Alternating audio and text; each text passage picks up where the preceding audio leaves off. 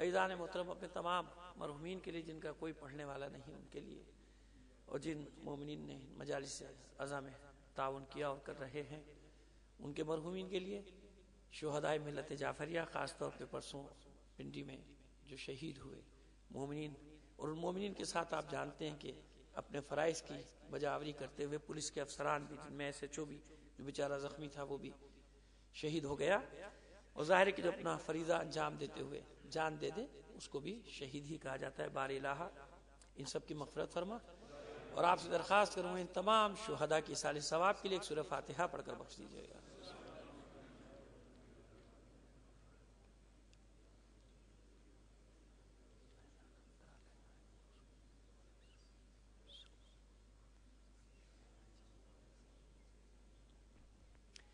صلوات عنایت فرما دیجیے محمد۔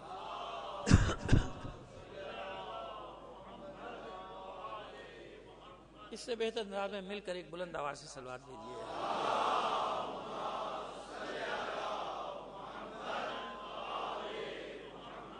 عزیزان محترم، جیسا کہ صورتحال آپ کے سامنے ہے پورے ملک کی، ہم جو پہلی مجلس سے یہاں نہیں بلکہ پہلی محرم سے پورے پاکستان میں جہاں بھی جا رہے ہیں موقع مل رہا ہے، لوگوں کو یہی بتانے کی کوشش کر رہے ہیں، باور کرانے کی کوشش کر رہے ہیں کہ مسئلہ صرف آپ کا نہیں ہے، مسئلہ صرف میرا نہیں ہے، پہلے ہمارا مسئلہ تھا، لیکن مشکل یہ ہو گئی کہ جو گڑھا ہمارے لیے کھودا گیا تھا، جو آگ ہمارے لیے لگائی گئی تھی، بدقسمتی سے پورا ملک اس میں جل رہا ہے، کوئی بھی ایسا نہیں کہ جو اس سے متاثر نہ ہوا ہو۔ دیکھیے اگر صرف مجالس عزا سے دشمنی کی بات تھی، جیسے کہ چل رہی ہے بحث آج کل، جناب یہ جلوس کا روٹ بدل دو، یہ یوں کر دو وہ کر دو، ہم نے ایک ہی جواب دیا ہے اور پہنچایا ہے سب جگہ کہ آپ یہ لکھ کے دے دیجئے کہ اس ایک جلوس کے روٹ بدلنے سے پورے پاکستان میں دہشت گردی بند ہو جائے گی، اس ایک جلوس کی وجہ سے میران شاہ میں مسجدوں پہ حملے ہو رہے ہیں، اس ایک جلوس کی وجہ سے پریڈی لائن پہ بم دھماکہ ہوا، اس ایک جلوس کی وجہ سے کامرا بیس پہ حملہ ہوا، اس ایک جلوس کی وجہ سے مہران بیس پہ حملہ ہوا، اس ایک جلوس کی وجہ سے آئی ایس آئی اور جتنے بھی دفاتر ہیں سکھر میں، لاہور میں، ان سب جگہوں پہ حملے ہوئے، اس ایک جلوس کی وجہ سے جتنی بھی دہشت گردی ہو رہی ہے، ٹارگٹ کلنگ ہو رہی ہے، سب ختم ہو جائے گی۔ یہ بے وقوفوں والی باتیں، بچوں والی باتیں، وہ خواہ مخواہ میں میڈیا پہ ایک پھلجڑی چھوڑ دی جاتی ہے، آپ یہ سب لکھ کے دے دو کہ یہ نہیں ہوگا، اس کی وجہ سے پورے پاکستان میں دہشت گردی ہو رہی ہے جو بھی ہو رہی ہے 33 سال سے آج تک، یہ مسئلے کا حل نہیں ہے، یہ طے ہے، یہ مسئلے کا حل نہیں۔ ابھی کل آپ دیکھیے جن کو مارا ہے وہ نماز پڑھنا چھوڑ دیں، ہمارے پاک فوج کے جوانوں کو جو شہید کیا گیا، کہاں شہید کیا گیا؟ تفصیل سن لی نا آپ نے، نماز کے دوران مسجد میں جماعت ادا کر رہے تھے، ان پہ حملہ ہوا ہے، وہاں کون سا ماتم ہو رہا تھا بھائی؟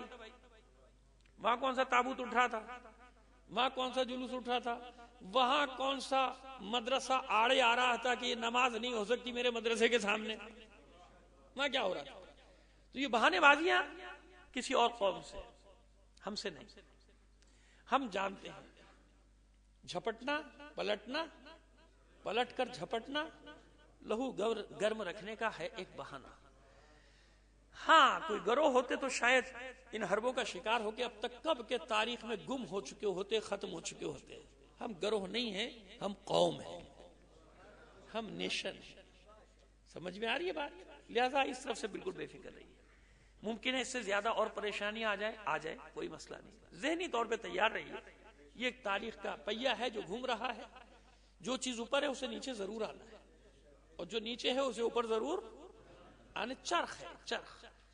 اسی لیے یہ گردش کر رہا ہے، اس سے کوئی گھبرانے کی بات نہیں، یہ سارے مسئلے حل ہو جائیں گے انشاءاللہ، ہم رہیں نہ رہیں مسائل حل ہو جائیں گے، سب حل ہو جائیں گے، اور آپ دیکھیں گے کہ کیسے حل ہوں گے۔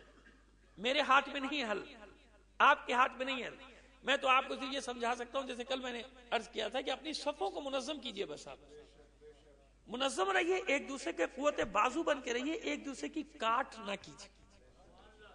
ایک فارمولا سادہ سا بتا اس میں، بہرحال جو میرے احباب ہیں جو جانتے ہیں مجھے پورے پاکستان میں، مجھے جانتے ہیں کہ میں نے کام کرتے وقت کبھی یہ نہیں دیکھا کہ کون کال دے رہا ہے، کون بلا رہا ہے۔ یہ کراچی کے لوگ گواہ دیں گے، اور دیکھیے ریکارڈ پہ میری بات آ رہی ہے، آدمی آج کل غلط بیانی کرتا ہے فوراً پکڑ لیا جاتا ہے۔ میرے احباب گواہ ہیں کہ جس نے بلایا، جب بلایا، میں نے یہ نہیں دیکھا کہ کون بلا رہا ہے۔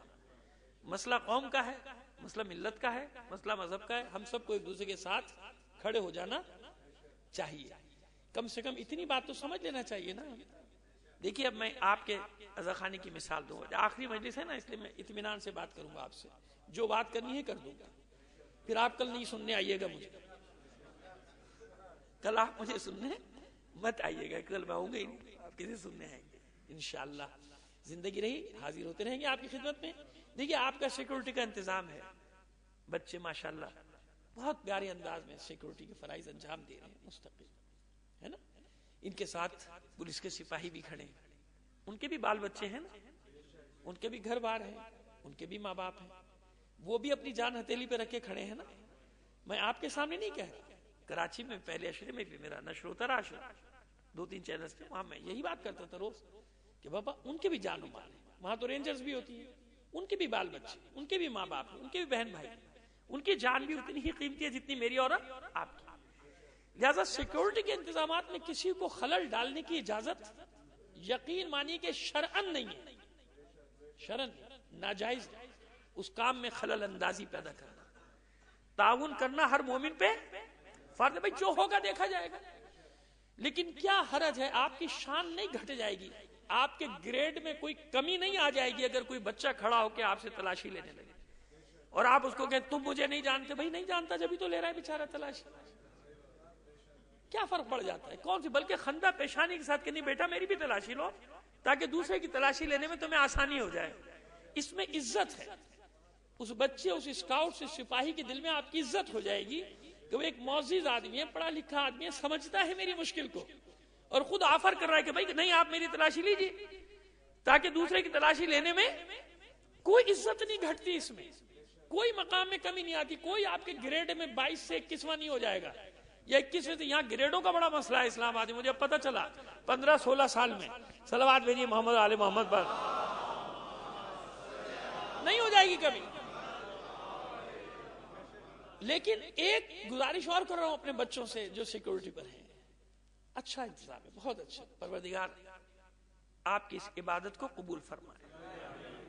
اس سے پہلے ایک بات اور کہنا چاہتا ہوں. ہمارے یہاں یہ گمان بہت ہے کہ میں پڑھنے والا میں بہت بڑا عزادار ہوں. یہ سننے والے کو یہ گمان ہے کہ وہ بہت بڑا عزادار ہے.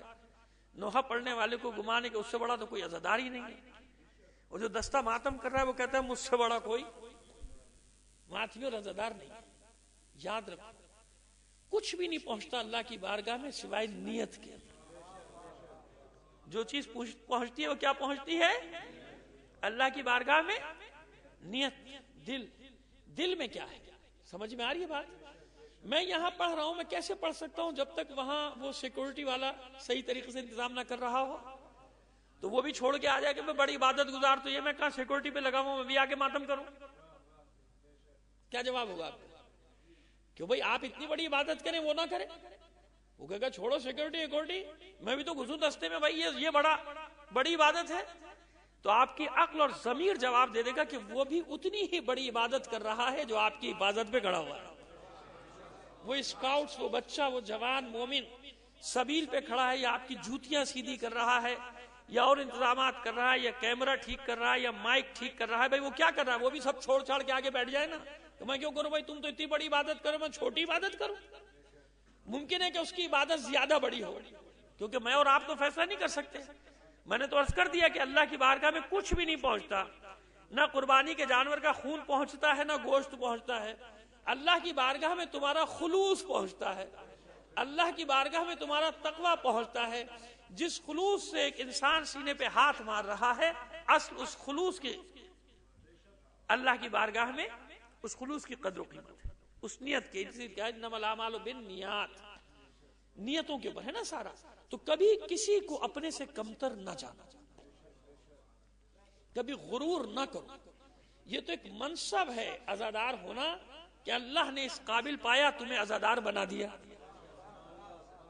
یہ غرور نہ کرو بلکہ سر جھکا کے رکھو اور شکر ادا کرتے رہو کہ اللہ نے تمہیں محبت حسین پر پیدا کر دیا، محبت علی پر پیدا کر دیا، محبت رسول و آل رسول پر تمہیں پیدا کر دیا.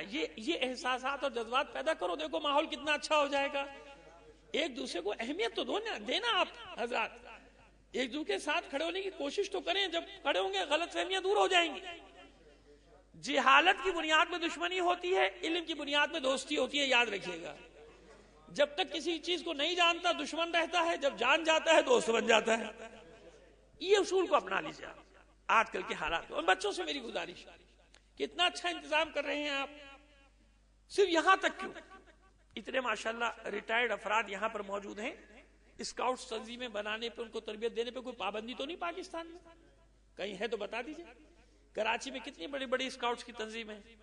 نام لوں گا، کسی کا نام لوں کسی کا نہیں لوں، وہ ناراض ہو جائے گا. آپ کے علم میں ہے نا کہ کتنے منظم طریقے سے وہ جلوسوں کو لے کر چلتے ہیں، سارا انتظامات کرتے ہیں. خدا ان لوگوں کو سلامت رکھے. تو اب آپ مجھے بتائیں کہ سارے وسائل آپ کے پاس ہیں، افرادی قوت آپ کے پاس ہے، سب کچھ ہے، تو ایک جگہ تک کیوں؟ ایک ایسا اسکاؤٹس کا ادارہ کیوں نہیں بنا دیا جائے کہ جو صرف اسلام آباد نہیں بلکہ پنڈی کو بھی کنٹرول کرے، وہاں کے جلوسوں کو بھی دیکھے. اور کتنے ماں باپ اپنے بچوں کو دے دیں گے آپ کو، ہاں بھیا اچھا کام ہے، جاؤ اس میں شریک ہو جاؤ، مگر ٹرینڈ ہونے والے ہو، خالی وردی پہننے کے شوقین نہ ہو کہ گلے میں رومال ڈال کے پھر رہے ہیں، سمجھ رہے ہیں میں بہت بڑا اسکاؤٹ بن گیا. نہیں، یہ تو میں کیونکہ کر چکا ہوں تو مجھے معلوم ہے کہ کتنا سخت مرحلہ ہے. اپنی جان ہتھیلی پہ رکھ کے دوسروں کی جان بچانا اتنا آسان کام نہیں ہے. اس کے لیے کمیٹڈ ہونا پڑتا ہے، کمٹمنٹ چاہیے اس کی، یعنی تعہد، متعہد ہوتا ہے، کمیٹڈ ہوتا ہے، وہ عہد کیے ہوئے ہوتا ہے اپنے آپ سے. اب یہ ظاہر ہے کہ اردو میں اس کا مجھے ترجمہ عربی، فارسی، انگلش میں تینوں کے لفظ میں نے لے دیے، مگر اردو میں اس کا صحیح ترجمہ نہیں ہے. یعنی اردو میں تشریح ضرور ہو سکتی کہ اپنے آپ سے عہد کرتا ہے، عہد کیا ہوا شخص، متعاہد جس کو عربی میں کہتے ہیں کہ اس نے اپنے آپ سے عہد کیا. تو کمیٹڈ آدمی چاہیے. اس کے لیے کمیٹڈ کا عربی میں ترجمہ ہے، فارسی میں ہے، اردو میں ذرا تشریح کرنی پڑتی ہے. تو خیر بحث اس سے نہیں، بحث اس بات سے کسی کام کو ہم آگے بڑھا سکتے ہیں کہ نہیں بڑھا سکتے. بس مسائل کا حل آپ پوچھتے ہیں، ایک سرا تو پکڑیے پہلے. جب آپ سرا پکڑیں گے، الف سے شروع کریں گے تو یہ تک پہنچیں گے نا. بس جب آپ کے بچے ایک ساتھ بیٹھیں گے، اٹھیں گے، تربیت لیں گے. کتنے ریٹائرڈ لوگ یہاں پر موجود ہیں جو اسکاؤٹس کی تربیت دے سکتے ہیں. میں رجسٹرڈ کراؤ اس تنظیم کو، یہ تو اچھی بات ہے. وہاں سے جب پاکستان بھر کی اسکاؤٹ تنظیموں کی جمہوری ہوتی ہے تو ہماری تنظیمیں انعام جیت جیت کے آتی ہیں کراچی کی. ان میں یہ دیکھیں نہیں کہ شیعہ کی ہے یا نہیں، اسکاؤٹ تنظیمیں بلاتے ہیں، پوری دنیا میں کیمپ لگتے ہیں، وہ جاتی ہیں وہ تنظیمیں ہماری، وہ انعامات جیت کے آتے ہیں بچے ماشاءاللہ، اور اچھے ریمارکس کے ساتھ واپس آتے ہیں. تو کیا یہ نہیں ہو سکتا؟ یہ تو کرنے والا کام ہے، اس میں تو کوئی جھگڑا نہیں، اس میں تو کوئی پلاٹ آڑے نہیں آ رہا، اس میں تو کوئی اقتدار آڑے نہیں آ رہا، اس میں تو کوئی اناٹ آڑے نہیں آ رہی، اس میں تو کوئی ایسی چیز نہیں ہے نا. لہذا یہ کام جو ٹرینڈ ہے وہ لوگ کر سکتے ہیں کہ بچے جو اتنی محنت کر رہے ہیں، اس کی محنت، یہ محنت اب آگے بڑھنی چاہیے کہ نہیں بڑھنی چاہیے. ایسا ہو جائے گا کہ خود لوگ بلائیں گے اس تنظیم کو، بھائی آپ اپنے اسکاؤٹس بھیج دیجئے، ہمارے یہاں جلوس ہو رہا ہے. جیسے ہمارے یہاں کراچی میں ہوتا ہے، بلایا جاتا ہے، وہ تنظیمیں اپنے اسکاؤٹس بھیجتی ہیں 50-60 جیسی ضرورت ہے، اور وہ سارا کنٹرول کرتے ہیں. اور لوگوں کو اب وہاں بھی تعاون کرنا آ گیا. میں خدا نہ کرے نہ سمجھیے کہ وہاں کوئی 20 ہیں اور یہاں 15 گریڈنگ کر رہا ہوں، نہیں، 19-20 کا فرق ہے، ہیں سب ایک ہی جیسے. مگر جب ایک سرے سے کام کیا جائے تو کچھ چیزوں میں نظم و ضبط نظر آنے لگتا ہے. کوئی سانحہ پیش آ جائے، دیکھیے عاشور پہ وہاں سانحہ پیش آیا تو کنٹرول کیا نا، کنٹرول کر لیا. اگر نظم و ضبط نہ ہوتا تو کنٹرول بھی چہلم پہ تھا، نظم و ضبط نہ ہوتا کنٹرول نہ ہوتا. اتنے بڑے بڑے سانحے ہوئے مگر کنٹرول کیا، کیونکہ کنٹرول کرنے والے لوگ اور تنظیمیں موجود تھی، اور تمام تر اختلافات کے باوجود سب اکٹھا ہو گئے تھے، سب اکٹھا. بس یہ خوبی کہ میں کریڈٹ دینا چاہ رہا ہوں اپنے شہر کو کہ آپ نے آج تک دیکھا ہوا کہ کتنا ہی بڑا سانحہ ہو جائے مگر آپس میں کتنا اختلاف ہو، سب علماء ہوں، خطبہ ہوں، تنظیمیں ہوں، ماتمی تنظیمیں، سب ایک پلیٹ فارم پہ آپ کو نظر آئیں گے. نام الگ الگ ہیں مگر ایسے موقع پہ سب ایک ہو جاتے ہیں. اللہ نظر بد سے بچائے. کہنے کا مطلب یہ نہیں کہ یہاں کچھ کمی ہے، یہاں زیادہ اچھے لوگ، زیادہ برین ہے، زیادہ وقت ہے سوچنے کا. یہ طویل المیعاد کام ہے، لانگ ٹرم جس کو کہتے ہیں، کہ بعض کام کو تو فوراً آپ کو فوری وہ کرنا ہے نا جواب دینا. بعض کام ایسے کہ اطمینان سے وہ لوگ کہ جو یہ کام کر سکتے ہیں، بھائی آہستہ آہستہ اس کو کرو اور دیکھیں پھر 5 سال کے بعد کیسا رزلٹ ملے گا آپ کو، کتنا بہترین. نہ کوئی بھگدڑ مچے گی، نہ کوئی انتشار ہوگا. جانتے لوگ کہ کوئی بات ہو جائے تو ہمیں کیسے سنبھالنا ہے، کیسے کنٹرول کرنا ہے. جیسے عراق میں، جیسے اور ممالک میں اتنے بڑے بڑے سانحات ہوتے ہیں کہ نہیں ہوتے، مگر وہ اس بھٹی سے نکل کے، اس چھلنی سے نکل کے ٹرینڈ ہو چکے ہیں کہ کب کیا ہو جائے تو ہمیں کیا کرنا ہے. سمجھ میں آ گئی بات؟ میری بات اچھی لگی ہو یا بری لگی ہو، صلوات ذرا بلند آواز سے بھیج دیجئے محمد آل محمد پر.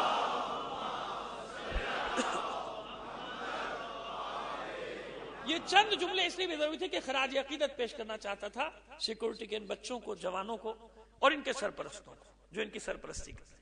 یہ بہت اچھا کام ہے. اس میں اگر آپ کو تھوڑا سا پیدل چلنا پڑ رہا ہے تو برا ماننے کی بات نہیں ہے. حالات آپ کے سامنے ہیں.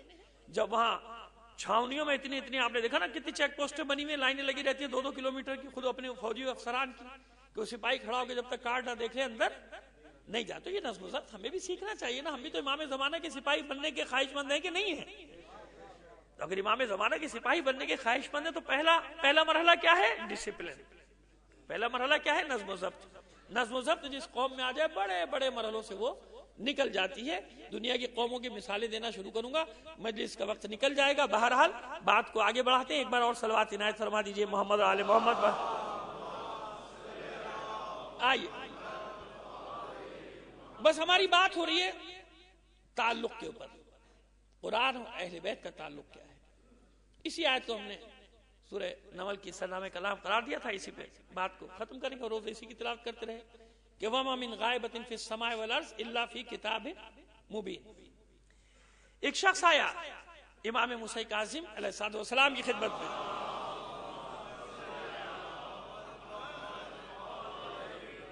اور آنے کے بعد سوال کرتا ہے کہ اپنے جد یعنی پیغمبر ختم مرتبت صلی اللہ علیہ وآلہ وسلم کے بارے میں ایک بار اور صلوات دے رہا ہے.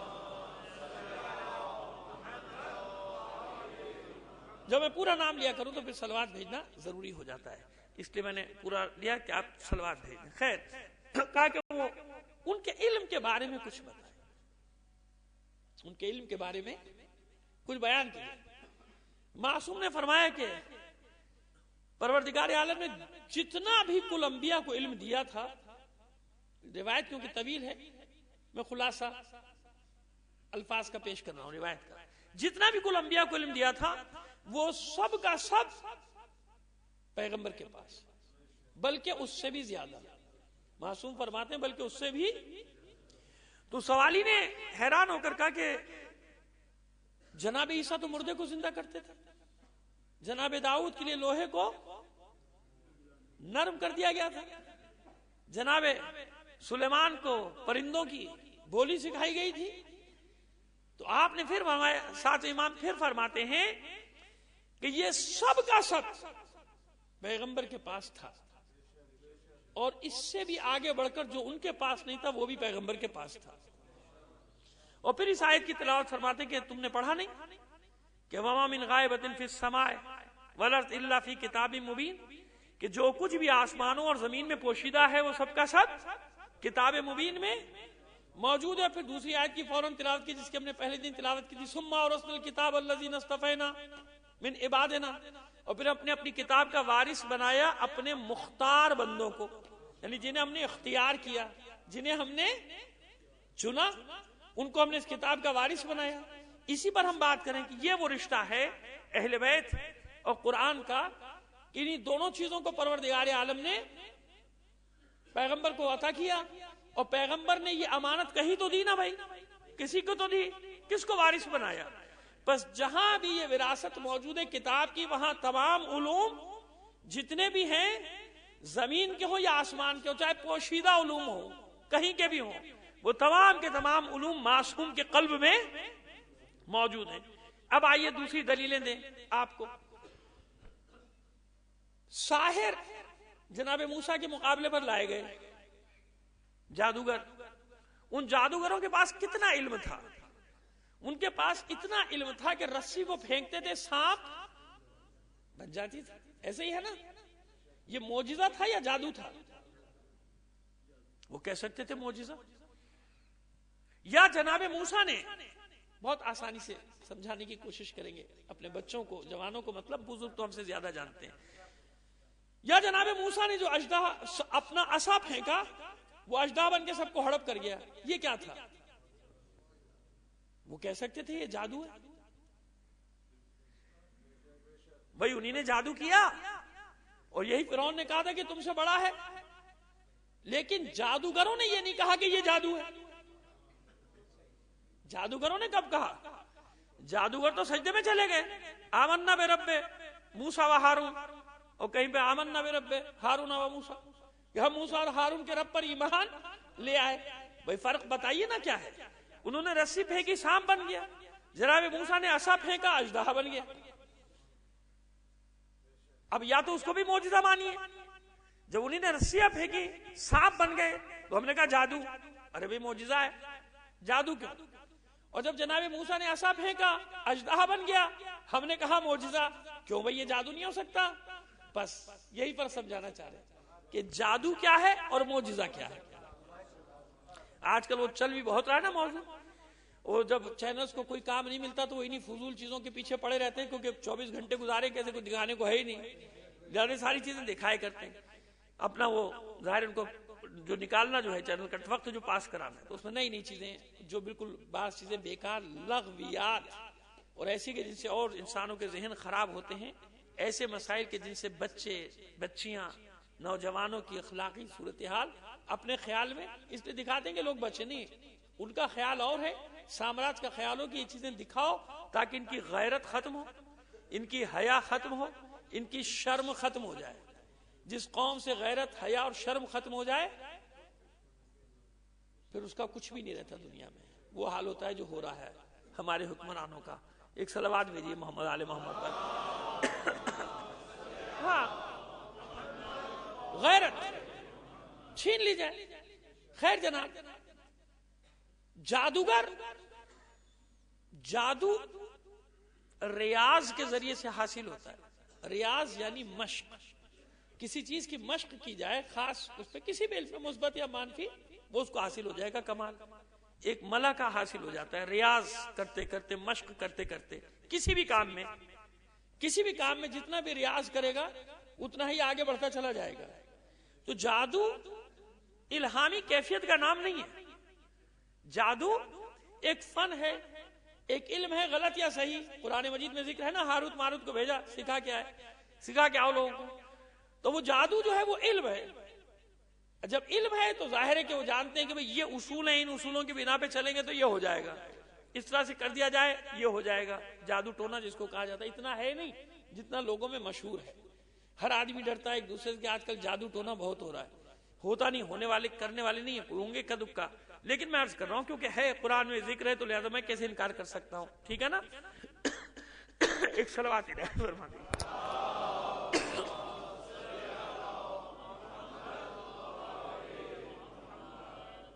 بس میرا ساتھ دیں گے تھوڑی دیر.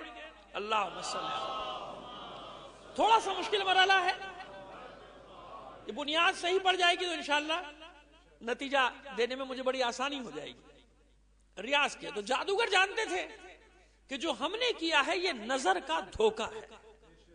یہ کیا ہے؟ نظر کا دھوکہ ہے رسی. دیکھنے والوں کو سانپ نظر آ رہی ہے رسی، مگر دیکھنے والوں کو وہ سانپ نظر. اسے نظر کا دھوکہ کہتے ہیں. یہ جادو جو ہے یہ نظر کا دھوکہ. ایسا عمل انجام دیتے کہ آپ کو وہ اپنی مرضی کی چیز دکھائیں گے، آپ ان کی مرضی کی چیز دیکھیں گے، ان کی آنکھوں سے دیکھیں گے، جو وہ دکھانا چاہ رہے ہیں وہ دیکھیں گے آپ. وہ جانتے ہیں کہ ہم نے ایک عمل کیا ہے، اس عمل کے نتیجے میں رسیاں سانپ بن گئی. لیکن جناب موسیٰ نے جو عصا پھینکا ہے وہ ان سب کو کھا گیا. اگر وہ جادو ہوتا تو یہ رسیاں واپس آ جاتی، وہ اپنا عمل واپس لیتے، یہ اپنا عمل واپس لیتے، عصا ان کے ہاتھ میں ہوتا اور رسیاں واپس چلی جاتی. نہیں، جناب موسیٰ کے عصا نے اژدہا بن کے ان کو نگل لیا، اور نگلنے کے بعد واپس نہیں اگلا. نگلنے کے بعد واپس نہیں اگلا، نہیں کہاں چلے گئے؟ غائب ہو گئے.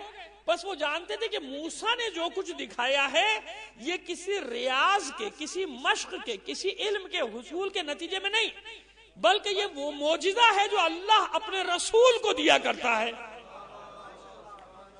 یہ وہ معجزہ ہے. اور اسی طرح کے یاد ہے کہ وہ مہران بن کچھ کر کے نام ہے، یا کچھ بن مہران، ابن مہران، کہ جو 9ویں امام سے بھی منسوب ہے معجزہ، اور 8ویں امام سے بھی، اور کہیں کہیں 7ویں امام سے بھی. وہ جب اژدہا وہ شیر بنایا تھا اور اسی کو قالین کے شیر کو آواز دی تھی امام نے، قالین کا شیر نکلا اسے ہڑپ کر گیا. تو خلیفہ نے کانپتے ہوئے کہا تھا کہ اس کو واپس تو کر دیں. تو آپ نے یہی جواب دیا تھا کہ اگر موسیٰ کے عصا نے ان کو واپس کر دیا ہوتا تو یہ شیر بھی واپس کر دیتا. یہ جادو نہیں تھا، وہ جادو دکھا رہا تھا. یہ جادو اس لیے نہیں تھا کہ قالین کا شیر اپنی جگہ واپس چلا گیا، وہ آدمی کہاں گیا جسے وہ کھا گیا تھا. اس طرح اسی لیے سجدے میں جانا پڑا کہ بھئی عصا ہاتھ میں، وہ تو اصل مادی چیز تھی نا، رسیاں وہ گئی کہاں. تو جانتے تھے کہ اگر علم ہوتا تو یہ واپس اگل دیتا کہ لے جاؤ بھائی، تم سے بڑا ہم نے کمال دکھا دیا، نہیں تمہاری رسیاں تمہارے سانپ لے جاؤ، نکل دی نا. وہ گئے کہاں؟ وہ بس جانتے تھے کہ یہ ہم نے جو کیا ہے یہ ہمارا علم، ہماری مشق، ہمارا ریاض ہے، اور جو جناب موسیٰ دکھا رہے ہیں وہ معجزہ ہے جو اللہ نے ان کو دیا ہے. یہ تو معجزے اور اس میں فرق ہوا. اور آگے بتائیں آپ کو اور آسان کریں اس مسئلے کو آپ کے لیے. ایک بار اور صلوات الہی فرمائیے. دیکھیے اس علم کی تشریح، اب میں آ گیا منزل پہ، یہ بنیاد میں ڈال رہا تھا. اب آئیے علم کی تشریح کر دیں آپ کے سامنے. آپ نے دیکھا ہوگا جنتری آنے والی ہے اور لوگ جنتری میں کھو جاتے ہیں، ہے نا، اپنا اسٹار پڑھتے پڑھتے. ہر مہینے نہیں بھی ہونے والا ہو تو کہیں نہ کہیں گاڑی ٹکرائی جائے گی، کیونکہ اس میں لکھا ہوا ہے کہ ذرا ٹریفک سے ہوشیار، ہے نا. ایسا ہے نہیں. دیکھیے ہم آپ کو بتائیں مسئلہ کیا ہے. اسٹار کتنے ہیں ٹوٹل؟ کتنے ہیں 12 مہینے 12 اسٹار، 13واں تو نہیں ہے نا.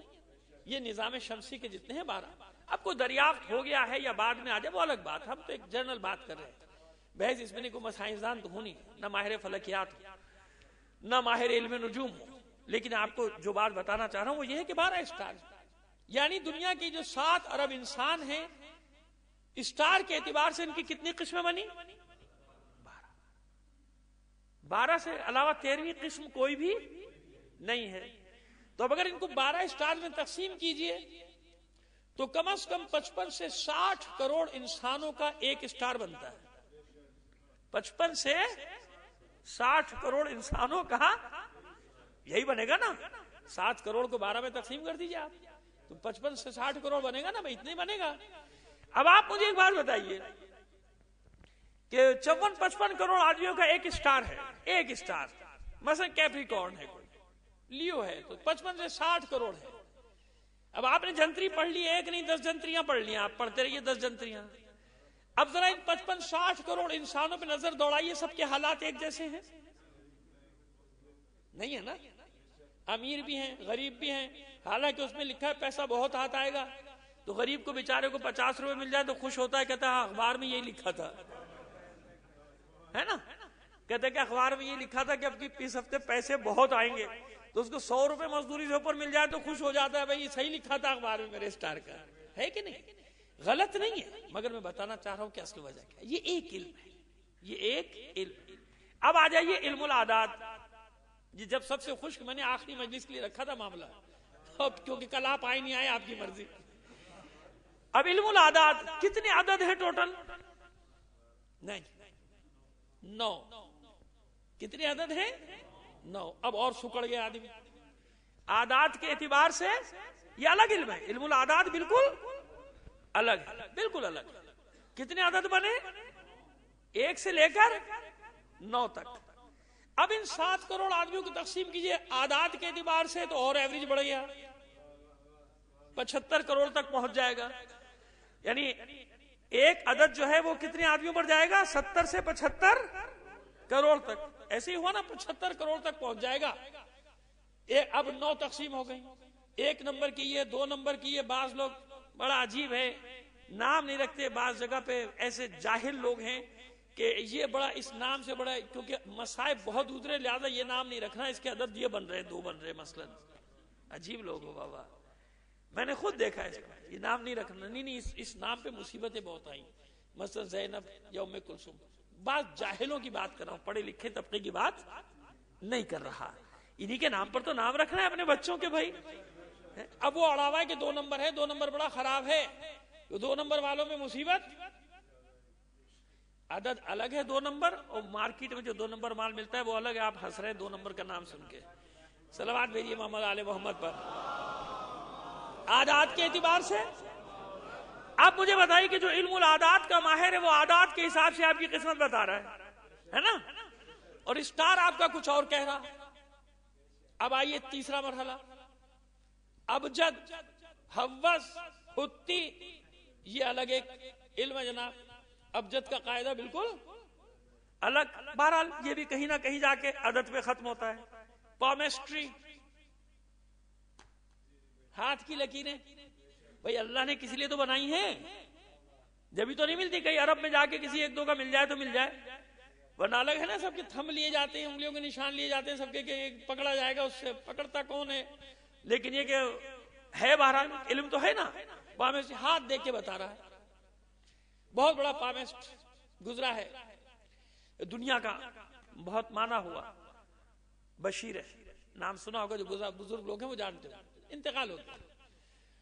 دنیا کے تمام حکمرانوں کے اس نے ہاتھ اپنی زندگی میں دیکھے تھے، جو اس وقت کے حکمران تھے، سب کے ہاتھ دیکھے تھے. میں افراد کے نام نہیں لوں گا، مگر 2 افراد کے لیے وہ میں نے خود سنا، اس کو پروگرام دیکھا تھا. میں ینگ تھا، اس وقت جوان تھا، نوجوان تھا. اب بھی میں بوڑھا نہیں ہوں، لیکن اس وقت بالکل ہی میں لڑکپن میں تھا. خیر، تو جناب وہ اس نے کہا کہ اس سے پوچھا، سوال کیا کہ کبھی کسی کا ہاتھ دیکھ کے حیرت ہوئی کہ ہاتھ کچھ کہہ رہا ہو اور حالات کچھ کہہ رہے ہو؟ کہتے ہاں، 2 ہاتھ میں نے ایسے دیکھے کہ جن کے حالات بالکل الٹے تھے. دنیا کے دولت مند ترین نام کا شخص کا نام لے کر کہتا ہے کہ اس کے ہاتھ میں دولت کی لکیر نہیں ہے، اور وہ دنیا کا اس وقت دولت مند ترین انسان تھا. کہتا ہے اس کے ہاتھ میں دولت کی لکیر نہیں ہے. اور ایک دنیا کے بہت مشہور انسان کا نام لے کے کہتا ہے کہ اس کے ہاتھ میں شہرت کی لکیر نہیں ہے، اور وہ دنیا کے مشہور ترین انسانوں میں سے ایک تھا. دونوں کو آپ جانتے ہیں، اس لیے میں نے نام لینا مناسب نہیں سمجھا.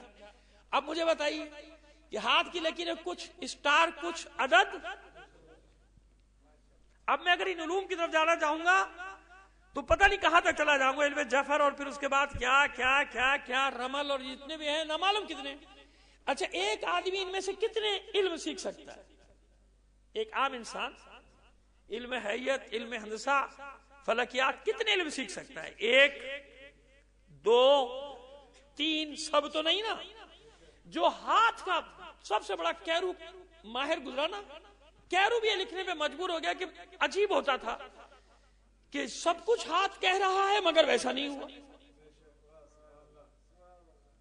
اس لیے ہر علم کے ماہر جو پیشین گوئیاں کرتے نا سال کی، آپ آگے دیکھ لیا کہ اگلے سال کے اس میں کچھ نہ کچھ غلط ہے، حالانکہ وہ اپنے کیلکولیشن کے حساب سے بالکل صحیح بتا رہا ہے نا. اس کے پاس ایک علم ہے، اس علم کے حساب سے وہ آپ کا ذائچہ لگا کے بنائے گا. سب کے کام کی بات بتا رہا ہوں، اس میں سے کوئی بیکار بات نہیں آپ کے لیے. آپ اگر کسی علم العادات کے ماہر سے ذائچہ بنوا رہے تو وہ اپنے حساب سے ذائچہ بنا رہا ہے نا بھائی، آپ کا اپنے حساب سے. اب اسے کیا معلوم کہ اسٹار کتنا اثر انداز ہو رہا ہے، ماحول کتنا اثر انداز ہو رہا ہے، اس کے گھر میں مزید کتنے اسٹار ہیں. اگر 10 افراد ہیں تو 5-6 اسٹار تو مختلف ہو گئے نا. ماں باپ کا اسٹار، بچوں کا اسٹار، شوہر کا، بیوی کا، بہن بھائیوں کا، یہ سب بھی تو اس کے ساتھ رہ رہے ہیں. پھر ماحول، ملک، موسم، جگہ، قوم، قبیلہ، کتنی چیزیں اثر انداز ہو رہی ہیں. پھر علم قیافہ، یہ الگ ایک علم ہے کہ انسان چہرہ دیکھ کے پورے حالات بتا دیتا ہے. اور کسی موقع پہ کہیں بتایا تھا میں نے کہ عرب کتنے ماہر تھے. انسانوں کو چھوڑیے، اونٹوں کے قدموں کے نشان دیکھ کر قبیلے کا پتہ بتاتے تھے کہ یہ قبیلہ یہاں سے گزرا ہے. پشت دیکھ کر بتاتے تھے کہ اس کے باپ دادا کون ہے، کہاں سے آیا ہے، کون ہے. چہرہ دیکھ کر بتاتے تھے کہ جا تو رہا ہے مگر آئے گا مردہ. یہ علم ہے، علم جادو نہیں، علم تھا. کھجوروں کی گٹھلیاں دیکھ کر بتاتے تھے کہ قافلہ جو ٹھہرا تھا اس میں کتنے مرد تھے، کتنی عورتیں تھیں، کتنے اونٹ تھے، کتنی اونٹنیاں تھیں. اور اگر ان میں کوئی ایک آنکھ کا ایک اونٹ ہوتا تھا 100 کے قافلے میں تو یہ بھی بتا دیتے تھے کہ اس کاروان میں ایک کانا اونٹ بھی تھا. اس کاروان میں، قافلے میں جادو نہیں تھا، یہ کیا تھا؟ علم تھا ان کے پاس. یہ سارے علوم تھے. بس ایک علم، 2 علم، 3 علم، ایک آدمی کتنے علم حاصل کر سکتا ہے؟ لہذا وہ جو بھی پیش بینیاں کرتا ہے، جو بھی پیش گوئیاں کرتا ہے، اپنے علم کے حساب سے کرتا ہے. اگر ماہر علم نجوم ہے تو اس حساب سے کر رہا ہے. جب وہ اس حساب سے کر رہا ہے تو باقی دوسرے علوم بھی تو اثر انداز ہو رہے ہیں نا. میرا اسٹار کچھ ہے، لکیریں کچھ ہیں. میرا اسٹار کچھ ہے، میرا نام کا عدد کچھ اور ہے، میری تاریخ پیدائش کا عدد. اب دیکھیے کتنے فرق آ گئے. پھر ارث میں کچھ چیزیں مجھے ورثے میں مل رہی ہیں، کچھ ملکوں کا اثر، کچھ فقیر ملک ہیں، کچھ امیر ملک ہیں، کچھ غریب ملک ہیں، کچھ سرمایہ دار ہیں، کچھ جاگیردار ہیں، سب ہیں کہ نہیں ہیں؟ بس ایک بیچارہ کھیت میں کام کرنے والا مزرے بھی کیپریکارن ہے یا لیو ہے یا جو بھی ہے، اور اس کا جو جاگیردار ہے اس پہ ہنٹر برسا رہا ہے، وہ بھی وہی ہے۔ تو اب مجھے بتائیے ایسا ہوتا ہے کہ نہیں ہوتا؟ ہوتا ہے نا۔ لہذا جو بھی پیشین گوئی کرتا ہے، حالات بتاتا ہے، ذائچہ بتاتا ہے، وہ اپنے تحصیل کے مطابق جو علم اس نے حاصل کیا ہے اس کے مطابق بتائے گا نا، اس کے ہٹ کے تو نہیں بتائے گا۔ اب جب غلط ہو جاتا ہے کہتا پتہ نہیں کیسے ہو گیا، میں نے تو ذائچہ بالکل صحیح بنایا تھا۔ لہذا اسی لیے کبھی بھی ساری پیشین گوئیاں سچ نہیں ہوتی، نہ کبھی کوئی آپ کے صحیح حالات بتا سکتا ہے آئندہ کے، کچھ بتا سکتا ہے، ساری باتیں اس کی کبھی بھی صحیح نہیں ہو سکتی۔ کیوں؟ علوم پھیلے ہوئے ہیں کائنات میں، ایک علم نہیں ہے، یہ علم ہے، علم اولین کا علم، سابقین کا علم، یہ سارے علوم جمع ہیں۔ اب اگر جادوگر پیغمبر پہ حاوی آ جائے تو یہ رسالت میں نقص آ جائے گا کہ نہیں آ جائے گا؟ ناقص ہے نا رسالت، پھر معاذ اللہ نقص آ جائے گا نا۔ لہذا ہر دور میں پروردگار عالم رسول کو وہی معجزہ دے کر بھیجتا تھا جس علم کے وہ لوگ ماہر ہوا کرتے تھے، تاکہ ایسا نہ ہو کہ کوئی میرے رسول پر حاوی آ جائے۔ ایسا اسی لیے جناب موسیٰ کو، جناب داؤد، جناب سلیمان، جناب عیسیٰ، جتنوں کو بھی دیکھتے چلے جائیے، اپنے زمانے میں بہترین، یعنی کوئی میرے رسول پر، میرے نبی پر حاوی نہ آئے، ٹھیک ہے؟ تو کسی کو ایک، کسی کو دو، کسی کو تین، کسی کو چار، کسی کو پانچ، ایسے ہی ہوا نا۔ بس اب مجھے بتائیے، یہ پیشین گوئی کرنے والا، یہ جو آگے کی خبر دے رہا ہے، یہ شرک ہے یا بدعت ہے؟ نہ شرک ہے نہ بدعت ہے، اپنے علم کی بنیاد پہ بتا رہا ہے۔ بتا رہا ہے کہ نہیں بتا رہا؟ اگر کوئی کمال دکھا رہا ہے تو اپنے علم کی بنیاد پہ دکھا رہا ہے، شرک بدعت نہیں۔ ہاں اگر انسانیت کے نقصان کے لیے کر رہا ہے تو حرام، لوگوں میں جدائی ڈالنے کے لیے کر رہا ہے تو حرام، خاندانوں کو لڑانے کے لیے کر رہا ہے تو حرام، کسی کی زندگی تباہ کرنے کے لیے کر رہا ہے تو حرام۔ سمجھ میں آ رہی ہے ہماری بات؟ اتنے اشارے کافی ہیں سمجھنے والوں کے لیے۔ جو سوال کیے گئے اس کے جواب بھی آ گئے کہ جو یہ کرنا چاہتا ہے، خاندان کو تباہ کرنا چاہتا ہے، کسی کی زندگی تباہ کرنا چاہتا ہے، کسی کا روزگار تباہ کرنا چاہتا ہے، کسی کی اولاد کا دشمن ہو گیا حسد کی بنا پہ، کسی بھی بنا پہ، یہ سب ہو جائے گا حرام۔ اور اگر کوئی یہی عمل کرتا ہے دلوں کو جوڑنے کے لیے، اگر کوئی عمل کرتا ہے کہ نہیں جدائی نہ ہو، جتنا اچھا ہے، کتنا ثواب ملے گا مجھے کہ میں ان دونوں میں جو علیحدگی ہونے والی ہے کسی طرح روک دوں، کسی طرح اسے خاندان کو ٹوٹنے سے روک لوں، ان کو آپس میں خوریزی سے روک لوں، ان کو آپس میں لڑنے سے روک لوں، میرے پاس ایسا کوئی عمل نہیں۔ میں کئی بار عرض کر چکا ہوں، تعویذ والا میں نے کام سیکھا نہیں، حالانکہ سیکھ لینا چاہیے تھا۔ آج کے دور میں لوگ بہت آتے ہیں، مگر یہ کہ مجھے یہ سب کام نہیں آتا۔ میں تو وہی مفاتیح الجنان کی دعاؤں پہ میرا اتنا یقین ہے کہ میں جانتا ہوں کہ دعائے مشلول کا کیا اثر ہے اور دعائے مقاتل بن سلیمان کا کیا اثر ہے۔ تو خدا کا شکر ہے کہ ہمارے پاس اتنا خزانہ موجود ہے کہ ہمیں اور کسی عامل کے پاس جانے کی ضرورت پڑتی ہی نہیں۔ اور آپ کو بھی یہی مشورہ دوں گا کہ کوئی عامل کہیں جانے کی ضرورت نہیں۔ صحیفہ سجادیہ اور مفاتیح اور وظائف الابرار میں جو دعائیں ہیں نا معصومین کی، جو مختلف ادارے مختلف انداز میں بھی چھاپتے رہتے ہیں، الگ الگ نکال کے بھی، اور خدا کے بندو تمہیں اللہ نے اتنا دیا ہے کہ کسی چیز سے خوفزدہ ہونے کی ضرورت نہیں، لیکن جو رشتہ بتانا چاہ رہا ہوں وہ سنیے۔ بس کسی کے پاس ایک علم، کسی کے پاس دو علم، کسی کے پاس تین علم، اس سے زیادہ حاصل ہی نہیں کر سکتا، کیوں پوری زندگی چاہیے نا ان علوم میں مہارت کے لیے۔ بس اب کیا فرق ہے، کیا رشتہ ہے قرآن کا اور اہل بیت کا؟ بس وہ ایک ایک علم کی بنیاد پر یہ ساری باتیں کر رہے ہیں۔ معصوم کے سامنے پوری کائنات ہے ہاتھ کی 5 انگلیوں کی طرح۔ جتنے بھی علوم ہیں، جتنے بھی علوم، یہ سب قرآن میں ہیں کہ نہیں ہیں؟ ہیں۔ اب معصوم جب کوئی بات کہہ دے تو قیامت تک کے لیے اس لیے پتھر پہ لکیر ہے کہ جتنے بھی علوم ہیں ان سب کا سرچشمہ ہے معصوم کی ذات۔ کیونکہ کتاب ہے سینے.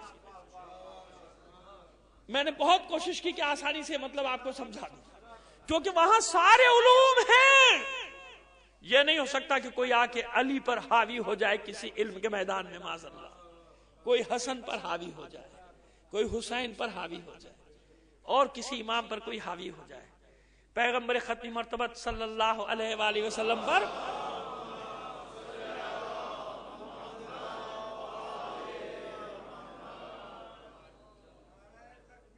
اللہ اکبر یا رسول اللہ.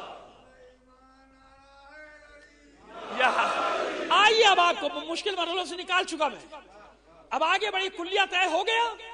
بات سمجھ میں آ گئی کہ کیوں کسے معجزہ کہا جاتا ہے. یہ وہ علم ہے امام کا کہ جس کا جواب لانے سے پوری دنیا قاصر ہوگی. امام کون ہے؟ حجت خدا، انسانوں پہ نہیں، عالمین پہ، کائنات پہ حجت خدا ہے. نبض کائنات پہ امام کا ہاتھ ہوتا ہے.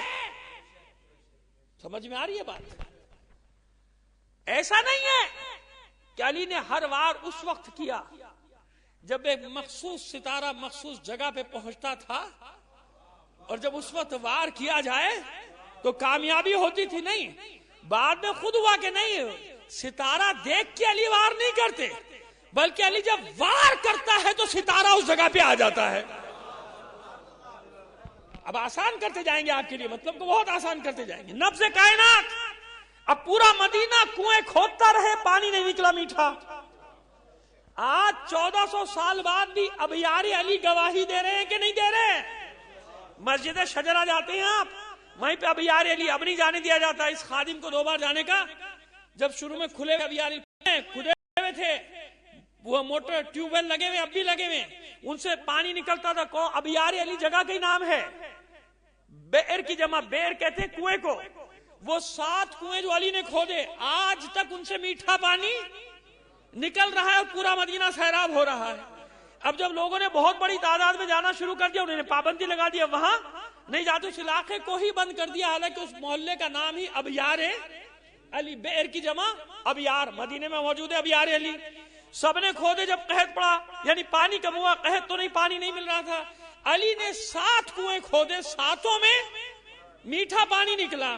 تو لوگوں نے یہی کہا کہ علی نے اس جگہ کو کھودا جہاں جہاں سے میٹھا پانی تھا. اب 2 میں سے ایک بات، اس بات کے قائل ہو جاؤ کہ علی دیکھ رہا تھا زمین کے اندر کہ کہاں کہاں میٹھا پانی ہے. یا تو اس بات کے قائل ہو جاؤ، آپ خود کہہ رہے کہ اس جگہ پہ سر میں لگائی جہاں میں میٹھا پانی تھا، تو علی کو معلوم تھا نا، دیکھ رہا تھا نا زمین کے اندر. اور یا پھر یہ مانو کہ کیونکہ نبض کائنات پہ معصوم کا ہاتھ ہے، جہاں کنواں کھودے گا میٹھا پانی سمٹ کے آ جائے گا. جناب اسماعیل کا معجزہ کیا ہے؟ یہی تو ہے نا. پورے مکے اور مکے کے اطراف میں کہیں میٹھے پانی کا کوئی چشمہ ہے؟ نہیں ہے، مگر زمزم ہے. اور کتنا پیا جا رہا ہے، کیسے پیا جا رہا ہے؟ بھئی اللہ ہی کی عطا ہے، لیکن ہوا تو جناب اسماعیل کے قدموں سے پیدا نا، اللہ کے حکم سے. تو نبض کائنات میں معصوم کا ہاتھ ہے. اب جو 7 کنویں کھودے جانتے ہیں کہ کہاں کس طریقے سے. اب اسی طرح اب معصوم اشارہ کرے، چاند کے 2 ٹکڑے ہو جائیں تو بھی تعجب کیوں کر رہے ہو بھائی؟ اس لیے کہ نبض کائنات، یہ قطب کائنات ہے، یہ محور کائنات ہے، یہ حجت خدا ہے. کائنات پر اسے اختیار ہے، کائنات کی کسی شے کو اس پر اختیار حاصل نہیں ہے. یاد رکھیے اللہ کے سوا اللہ خالق ہے، اسی لیے اسم اعظم کے 72 حروف معصوم کے پاس 73واں اللہ نے اپنے لیے مخصوص رکھا ہے. یہ ایک جگہ نہیں، بہت جگہ روایت ہے، اور یہ خمینی ابو شکر نے بھی اس روایت کو نقل کیا ہے اسم اعظم والی. ایک صلوات بھیجیے محمد آل محمد پر. اب اگر سورج واپس پلٹ کر آ جائے، سورج پلٹ کر آ جائے تو تعجب نہ کرو، ہمارے لیے معجزہ ہے نا، کیونکہ ہاں عاجز معصوم کے پاس یہ علم ہے کہ کب کہاں کیسے اشارہ کیا جائے تو سورج واپس. اب یہ سوال نہ کرو بچوں جیسا کہ ستارے تو اتنے بڑے بڑے ہوتے ہیں، زمین سے بڑے بڑے ہوتے ہیں، علی کے آنگن میں کیسے اتر آیا، علی کے صحن میں کیسے ہو خدا کے بندو؟ یہ سوال کرنے کی چیز ہے، یہ سوال کرنے کی بات ہے۔ اگر ستارہ سمٹ کر سکڑ کر علی کے آنگن میں آ جائے تو پھر تعجب کیسا ہے؟ نبض کائنات میں ان کا ہاتھ ہے، کائنات کی نبض میں ان کا ہاتھ ہے، جانتے کہ کہاں کیسے اشارہ کیا جائے تو کیا ہوتا ہے، کیا کام ہو سکتا ہے، کب کیسے جناب عیسیٰ مردے کو زندہ کریں اور رسول نہ کریں۔ تو اب اس پہ تعجب نہ کرو کہ علی کس طرح قبرستان میں مردوں سے بات کرتے تھے۔ اگر ایسا نہ ہوتا تو سب نے لکھا کہ جب کنویں میں بدر کے جہنمیوں کو، وہ جو لڑنے آئے تھے کفار، ان سب کی لاشوں کو کنویں میں چاہے بدر میں پھینکتے رہے، تو پھینکنے کے بعد پھر رسول نے خطاب کیوں کیا؟ اس کنویں میں منہ ڈال کے اپنا رک کر کے آواز دی، کیسا پایا تم نے اللہ کے وعدے کو؟ پوری گفتگو کی ہے جس پہ صحابہ کرام نے حیران ہو کر کہا آپ تو ایسے بات کر رہے ہیں، کیا یہ آپ کی بات سن رہے ہیں؟ کہا تم سے زیادہ سن رہے ہیں، تم سے۔ تو یہ چھوٹی چھوٹی باتیں، اس پہ بحث میں نہ الجھا کریں کہ علم رسول کیا ہے، کمالات رسول کیا ہیں۔ بس یہ جان لو کہ جو کچھ بھی کتاب میں ہے وہ سب قلب رسول میں محفوظ ہے۔ اور کتاب میں کیا ہے؟ اولین و آخرین کا سارا علم۔ وما من غائبۃ فی السماء والارض الا فی کتاب مبین۔ آسمانوں میں اور زمین میں کوئی چیز ایسی پوشیدہ نہیں کہ جو اس کتاب میں نہ ہو۔ اس لیے کوئی یہ کہتا نظر آتا ہے کہ زمین سے زیادہ آسمان کے راستوں سے واقف ہوں۔ اب کوئی اعتراض کیا تھا کسی نے، بلکہ میری مجلس میں اعتراض کیا تھا کسی جگہ پہ کہ اس کا مطلب کیا مولا کو زمین کے راستے کم معلوم ہے؟ جو آپ نے فرمایا کہ زمین سے زیادہ، بھئی حجم دیکھو، حجم زمین ہے کتنی، اس کے راستے کتنے، اس کے راستے کتنے اس کائنات کے مقابلے میں، ان آسمانوں کے مقابلے میں، کہ جس آسمان کے تلے کھربہا کھرب کہکشائیں، ستارے نہیں، کئی ارب کہکشائیں جس آسمان کے نیچے ہیں، ان کے مقابلے میں زمین کی حیثیت کیا؟ یہ مولا فرمانے کے یہ آسمانوں کے راستوں کو زیادہ جانتا ہوں، کیوں؟ ان کی وسعت زیادہ ہے زمین سے زیادہ، کیونکہ زمین کی حیثیت کتنی ہے، زمین کی بات ہی کیا ہے۔ بس اس بات کو یاد رکھیے کہ جو کچھ بھی قرآن میں سب کچھ ہے، آسمانوں میں ہے، اور جو کچھ عالم الغیب لا یظہر علی غیبہ احدا۔ اللہ کون ہے؟ عالم الغیب، اپنے غیب کو کسی پر بھی ظاہر، اختتامی جملے ادا کر رہے ہیں آپ کے سامنے، اپنے غیب کو کسی پر بھی ظاہر نہیں کرتا۔ آیت یہاں تک ہوتی تو ٹھیک تھی بات کہ عالم الغیب اللہ کے سوا کوئی بھی نہیں، مگر بات آیت یہاں ختم کہاں ہوگی؟ آیت تو آگے بڑھی، لا یظہر علی غیبہ احدا، اللہ اپنے غیب پر کسی کو بھی، اپنے غیب کو کسی پر بھی ظاہر نہیں کرتا، پوشیدہ رکھتا۔ الا من ارتضی من رسول، سوائے وہ ان پیغام بروں کے، پیغام پہنچانے والوں کے جنہیں اللہ نے چن لیا۔ اللہ آ گیا کہ نہیں آ گیا؟ اللہ کا معنی بتا تو چکے پہلے آپ کو کہ اللہ سے پہلے والا جو حکم ہے وہ حکم کلی، اللہ کے بعد ہے استثناء۔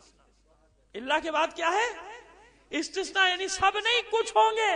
اللہ من ارتضی، بس کچھ ہیں۔ کیا مطلب؟ کہ کسی پہ اپنے غیب کو ظاہر نہیں کرتا، مگر چند لوگوں پہ ظاہر کیا۔ کیسے ظاہر کیا؟ نتیجہ لیجئے، کیسے ظاہر کیا؟ مولا عارفان، مولا متقیان علی بن ابی طالب علیہ السلام ارشاد فرماتے ہیں، صلوات بھیجئے، سنیے، کسی میں جرت نہیں کہ جو قول میں پڑھ رہا ہوں اس کا انکار کر بیٹھے۔ واللہ ما شککت فی الحق مذ ارایتہ، اللہ کی قسم، خدا کی قسم، علی کو حق میں کبھی شک نہیں ہوا جب سے علی کو دکھایا گیا۔ یہ کب فرمایا؟ ہونا تو یہ چاہیے تھا کہ خدا کی قسم علی کو حق میں شک نہیں ہوا جب سے علی کو حق پڑھایا گیا، حق سنایا گیا، حق لکھایا گیا، حق بتایا گیا۔ کلام معصوم ہے، سمجھ میں آ رہی ہے بات؟ جہاں جو لفظ استعمال کرنا ہے وہیں استعمال ہوگا۔ واللہ ما شککت فی الحق مذ اریتہ، خدا کی قسم علی کو حق میں کبھی شک نہیں ہوا جب سے حق علی کو دکھایا گیا، سنایا نہیں گیا، پڑھایا نہیں گیا، بتایا نہیں گیا۔ میں وہ علی ہوں جسے حق دکھایا گیا ہے۔ مذ اریتہ، مذ اریتہ، جب سے حق مجھے دکھایا گیا۔ کہاں دکھایا گیا؟ کب دکھایا گیا؟ بیان کر چکا آپ کے پاس، بیان کر چکا ہوں معراج کے قصے میں کہ کب دکھایا گیا اور کہاں دکھایا گیا۔ ساتھ تھا، میں رسول کے ساتھ تھا، انوار رسول خلق ہو رہا تھا، نور رسول خلق ہو رہا تھا، ساتھ ہی میرا بھی نور خلق ہو رہا تھا۔ علی بھی یہ فرماتے نظر آئے اور اللہ کا رسول بھی یہی فرماتا نظر آئے، انا والی من نور واحد، کیونکہ گواہ چاہیے ہے، گواہ سامنے والے کو کہتے ہیں۔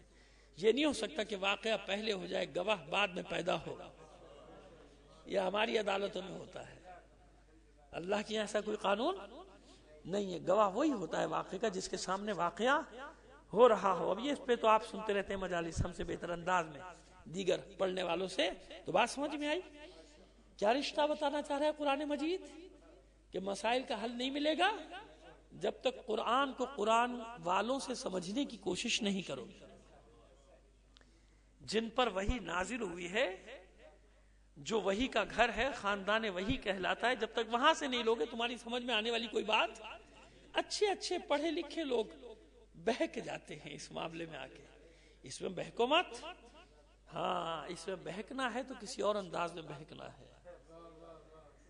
اس میں عشق کی حالت اگر طاری ہو جائے تو وہ اچھا لگتا ہے، وہ پسند ہے، وہ اللہ کو بھی پسند ہے۔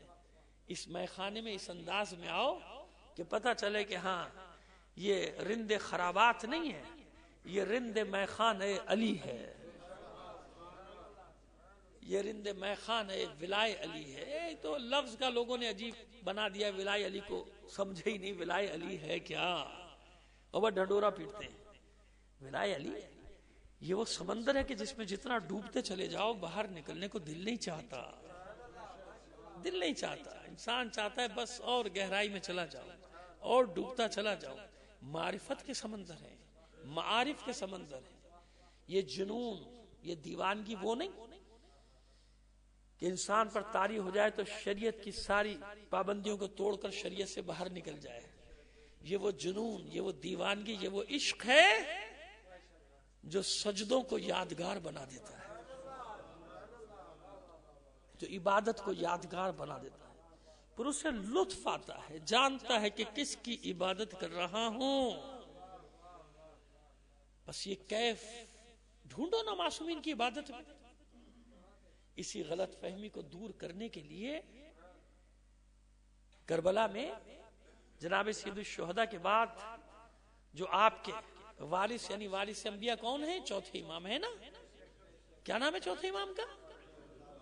آپ نے خود ہی لے دیا، نام تو علی ہے، نام علی ہے، مگر میں نے آپ سے پوچھا نام کیا ہے تو آپ نے سب نے کہا امام زین العابدین تو نام نہیں ہے، نام تو علی ہے آپ کا۔ علی، علی اکبر، علی اصغر، تینوں بیٹوں کے نام علی ہیں امام حسین کے۔ زین العابدین، ہم عزاداری کریں، ماتم کریں، مجلس کریں اور ہمیں ہوش ہی نہ ہو نماز کا، کوئی کہہ دے تو کہا یہ بڑی نماز ہے۔ اب یہ ایموشنل میلنگ، جذبات کا استحصال کرنا۔ اب کوئی کیا بولے گا، چپ ہو جائے گا، بھئی چپ ہو جاؤ، یہ نماز عشق پڑھ رہا ہے، اس کو چھوڑ دو۔ تمہیں پتہ ہی نہیں نماز عشق کیا ہوتی ہے، تمہیں کیا معلوم نماز عشق کسے کہتے ہیں؟ نماز عشق وہ نہیں جو تم سمجھے۔ اگر یہ نماز عشق ہے تو پھر وہ کیا ہے جو سید سجاد ادا کرتا رہا؟ پھر وہ کون سی نماز ہے جو پشت ناقہ پہ زینب کے ہاتھ بندے ہوں پس پشت، اور امام گواہی دیتا ہے، گواہی دیتے ہیں چوتھے امام کہ اس عالم میں میری پھوپھی کی نماز شب قضا نہیں ہوئی، تم کہیں سے نئے رنگا کے آ گئے ہو، تم کوئی نئی قسم کی چیز ایجاد کرنا چاہ رہے ہو۔ چوتھے امام گواہی دیتے، کہ میری پھوپھی نے اس رات شام غریبہ جب 72 لاشیں حسین کا بے گور و کفن لاشا پڑا، باقی تو اپنی جگہ سب کے مقامات شہداء کے، لیکن حسین زینب کے لیے سب سے عزیز کون ہے کربلا میں؟ ماں جایا۔ حسین کا لاشا بے گور و کفن پڑا ہے، چوتھے امام گواہی دیتے ہیں کہ میں نے رات کو دیکھا کہ کچھ ڈھونڈ رہی ہے میری پھوپھی جلے ہوئے خیموں میں، وہ جو ادھ جلے ٹکڑے رہ جاتے ہیں نا کپڑے کے، ان کو جمع کیا، مصلی بنایا، اور پتھروں کی آڑ میں میری پھوپھی نماز شب پڑھنے میں مشغول ہو گئے۔ واجبات سے بھاگنے کے لیے مختلف سہارے تلاش کرنے والوں، کربلا سے تو پوچھو، کربلا والوں سے تو پوچھو کہ دین کیا ہے۔ اس لیے حسین نے ان دھوکے میں رہنے والوں کے لیے بتایا کہ جس کے سامنے واقع کربلا ہوا وہی میرا بیٹا زین العابدین بن جائے گا، عبادت کرنے والوں کی زینت بن جائے گا، زیب و زین بن جائے گا عبادت کرنے والوں کی، وہی میرا بیٹا سید سجاد کہلائے گا، جس سجدہ کرنے والوں کا سردار بن جائے گا، سید الساجدین بن جائے گا۔ علی کے شیعوں کہاں چلے جا رہے ہو، کدھر تمہیں لے جایا جا رہا ہے؟ یہ ہے نماز عشق جو کربلا والے ادا کر رہے ہیں تیروں اور تلواروں کی چھاؤں میں، اسے کہتے ہیں نماز عشق۔ ایسے گمراہ نہ ہو، نہ کوئی گمراہ کرے تم لوگوں کو۔ یہی تو وہ ہے جسے بچانے کے لیے حسین کربلا میں آیا، ورنہ پھر زیارت وارثہ سے یہ جملے نکال دو نا، ہمت ہے تو، اشہد انک قد قمت الصلاۃ وآتیت الزکوٰۃ وامرت بالمعروف ونہیت عن المنکر۔ حسین میں گواہی دیتا ہوں کہ تو نے نماز قائم کی۔ آپ ہیں کون گواہی دینے والے؟ وہ بھی حسین کی، لیکن دے رہے ہیں کہ نہیں؟ قیامت تک دے رہے ہیں کہ نہیں دے رہے؟ اشہد انک قد قمت الصلاۃ وآتیت الزکوٰۃ، میں گواہی دیتا ہوں حسین آپ نے نماز قائم کی اور آپ نے زکوٰۃ دی۔ کب دیکھا آپ نے زکوٰۃ دیتے ہوئے حسین کو؟ بتائیے، گواہی دے رہے ہیں آپ؟ نہیں، نماز کی، اسی نماز کی گواہی، وہی ایک نماز یادگار ہے حسین کی جب تیروں کا میں برسا ہے، حسین نے مصلی بچھا دیا تھا کربلا کے میدان میں۔ اس وقت دو ہی جماعتیں تھیں، یا نماز ادا کرنے والی یا نماز کو بچانے والی۔ حسین کے لشکر کے سامنے، حسین کے سامنے سینہ سپر ہو کے جناب سعید اور جناب عابس بن ابی شبیب شاکری اور کہیں ایک دو کے اور بھی نام ملتے، یہ کھڑے ہو گئے کہ جو تیر نمازیوں پہ برسایا جائے گا ہم اپنے سینے پر روکیں گے۔ یا نماز پڑھنے والی جماعت ہے حسین کے ساتھ، یا نمازیوں کا دفاع کرنے والی ہے۔ اس سے زیادہ میں عقلی بات نہیں پہنچا سکتا کسی کو، اب بھی کوئی نہ سمجھے تو اسے اللہ سمجھائے گا۔ سمجھ میں آئی بات؟ اس کی گواہی دیتا ہوں، اشہد انک قد اقمت الصلاۃ وآتیت الزکوٰۃ۔ حسین گواہی دیتا ہوں آپ نے زکوٰۃ دی۔ کیا زکوٰۃ دیتے دیکھا آپ نے؟ مجھے بتائیے، کب زکوٰۃ دیتے دیکھا؟ نہیں، یہ زکوٰۃ وہ مال کی زکوٰۃ نہیں، اونٹوں کی زکوٰۃ نہیں، بھیڑوں کی زکوٰۃ نہیں، یہ جو اور گندم کی زکوٰۃ نہیں، کشمش کی زکوٰۃ نہیں، یہ سونے چاندی کی زکوٰۃ نہیں۔ کربلا میں حسین جب مال دنیا نہ رہا، جگر کے ٹکڑوں کو اللہ کی راہ میں پیش کر رہا تھا۔ یہ وہ اعلیٰ ترین مفہوم ہے زکوٰۃ کا جو کربلا میں حسین نے دیا۔ پاک کرنا ہے نا، زکوٰۃ کیا کرتی ہے؟ مال کو پاک کرتی ہے نا، زکی بنا دیتی ہے نا، مزکا کر دیتی ہے نا، پاک کرتی ہے۔ اللہ کے دین کو پاک کرنا ہے تو اللہ کے دین کو پاک کرنے کے لیے پاک ترین مال، روئے زمین پر جو پاک ترین خون تھا حسین نے وہ دیا ہے کہ اے میرے جد کے دین، اے میرے نانا کی شریعت، اب قیامت تک تیرا کوئی کچھ نہیں بگاڑ سکتا۔ میں نے پاک ترین مال دیا ہے، پاک ترین خون دیا ہے اپنے نانا کے دین کو بچانے کے لیے۔ حسین نے یہ سب کچھ کیا۔ عزادارو، ادھر ادھر دھوکے میں نہ پڑو، یاد رکھو کہ مقصد کیا ہے آنے والے کا۔ آنے والا آئے گا تو کیا کرنا ہے ہمیں، یہ اتنا ہی سوچ لے آدمی، سمجھ میں آ جائے گا کہ آنے والا اپنے نانا کے دین کو زندہ کرنے کے لیے آ رہا ہے یا ختم کرنے کے لیے آ رہا ہے اپنے جد کے دین کو۔ نانا حسین کے، تمہارا جد، امام زمانہ کے جد، اسی کے لیے آ رہا ہے نا۔ عزادارو، بس اس بات کو یاد رکھو کہ نماز عشق وہ نہیں کہ جو خواہ میں انسان میں جانتا ہوں کس کس ٹائپ کے لوگ کیسی کیسی باتیں کرتے ہیں۔ نماز عشق وہ ہے کہ انسان یہ دیکھے کہ میرا مولا کیا چاہتا ہے، میرا حسین کیا چاہتا ہے، میرا مولا علی کیا چاہتا ہے. یہ تسبیح زہرا، زہرا سے محبت کرنے والوں 5 بار نماز پڑھو گے تو کیا 5 بار تسبیح زہرا نہیں پڑھو گے؟ پڑھیں گے نا؟ پڑھیں گے کہ نہیں پڑھیں گے؟ بس مادر حسین کی یاد آئے گی کہ نہیں آئے گی؟ مادر حسین خوش ہوگی کہ نہیں ہوگی کہ میرے نام سے منسوب تسبیح پڑھ رہا ہے؟ جبھی تو پڑھو گے نا جب نماز پڑھو گے. تو اہل بیت سے الگ ہے نماز؟ الگ ہے. اس لیے نماز پڑھو کہ ہر نماز کے بعد مختصر صحیح زیارت پڑھتے ہو کہ نہیں پڑھتے ہو؟ کوئی مجلس پڑھنے والا نہ ہو مجلس کے بعد زیارت اعلان کر رہی ہے کہ میں حسین کا ذکر کر رہا ہوں، جسے اللہ نے جدا نہیں کیا، جسے اللہ کے رسول نے جدا نہیں کیا، جسے حسین نے جدا نہیں کیا. بعض نادان دوست کہتا ہوں، نادان لاشعوری طور پر جدا نہ کرو. یہ جدا نہیں ہے. حسین کو تو اپنی زیارت بھی گوارا نہیں ہے. 2 رکعت نماز زیارت حسین قربتاً اللہ، جب تک اللہ کی قربت کی نیت کر کے 2 رکعت نماز ادا نہ کر دو تو زیارت وارثہ بھی ادھوری ہے نا. جسے اللہ کو قبول نہیں، آل رسول پر درود بھیجے بغیر کوئی عبادت قبول نہیں، اس طرح حسین کو بھی قبول نہیں اپنی زیارت جب تک اللہ کے لیے 2 رکعت نماز زیارت نہ پڑھ دو گے، میری زیارت مکمل نہیں ہوگی. یہ پیغام ہے، قیامت تک کے لیے پیغام ہے. حرم میں چلے جائیں نا، کربلا جاتے ہیں، نجف جاتے ہیں، مشہد جاتے ہیں، کہیں بھی جاتے ہیں، کیا ہو رہا ہوتا ہے وہاں؟ مناجات، دعائیں، نماز، ماتم، سب اپنا ہے. ان میں کوئی لڑائی جھگڑا نہیں ہے.